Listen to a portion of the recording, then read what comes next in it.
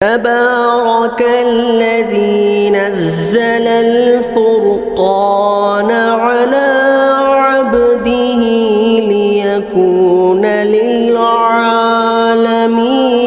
نذيرا۔ سوال کیا ہے کہ ایک حافظ صاحب ایک جگہ بچوں کو پڑھانے جاتے ہیں اور وہ صاحب مکان ان کا کاروبار سود کا ہے،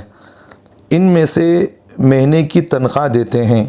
کیا لینا جائز ہے اور وہاں پڑھانا کیسا ہے؟ دیکھیے، جب حافظ صاحب کو یہ بات معلوم ہے کہ یہ آدمی جو سود کا بزنس کرتا ہے، سودی لین دین کا معاملہ کرتا ہے، لوگوں کو بیاج پر دیتا ہے،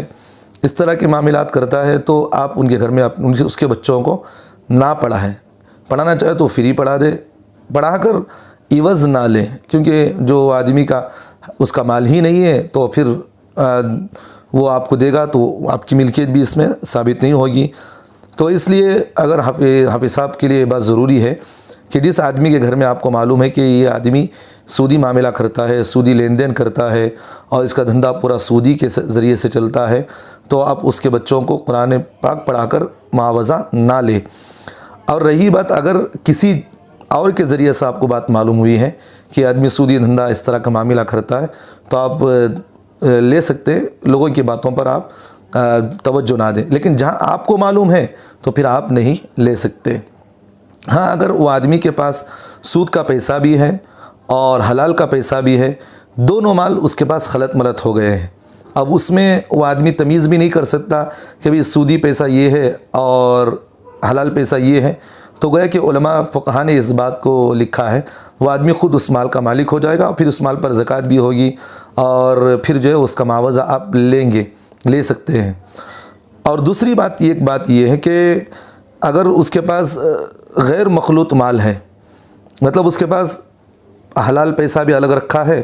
اور حرام بھی الگ رکھا ہے، سود کا پیسہ بھی الگ رکھا ہے، اگر وہ آپ کو معاوضہ جو دیتا ہے وہ حلال پیسوں سے دیتا ہے، تو آپ اس کے بچوں کو پڑھا کر معاوضہ بھی لے سکتے ہیں، اس میں کوئی بات نہیں۔ لیکن اگر حافظ صاحب کو یہ بات معلوم ہے وہ سودی لین دین کرتا ہے، سود کا دھندا کرتا ہے، لوگوں کو بیاج پر پیسے دیتا ہے، اور اس طرح بینک کے اندر عمومی طور پر جو سودی معاملات کے ذریعے سے کام ہوتے ہیں، تو اگر وہاں اس طرح کی بینک کی ملازمت ہے اور جہاں سودی ہی کا لکھائی پڑھائی ہوتی ہے اور سود کا اکاؤنٹ اس طرح ہوتا ہے، اس کے پاس بھی پورا مال سودی کا ہے، تو اس آدمی کے گھر میں بھی اس حافظ صاحب کو پڑھانا درست نہیں ہے اور وہ معاوضہ بھی اس سے نہیں لے سکتے۔ اگر وہ کسی سے قرض لے کر حافظ صاحب کو ان کی اجرت دے رہا ہے تو وہاں لے سکتے ہیں، کیونکہ وہ قرض لے کر آپ کو دے رہا ہے، اس کے بعد اس کا معاملہ ہوا اللہ جانے، اس لیے اگر وہ قرض دے کر دے رہا ہے تو آپ اس سے لے سکتے ہیں، کوئی بات نہیں ہے۔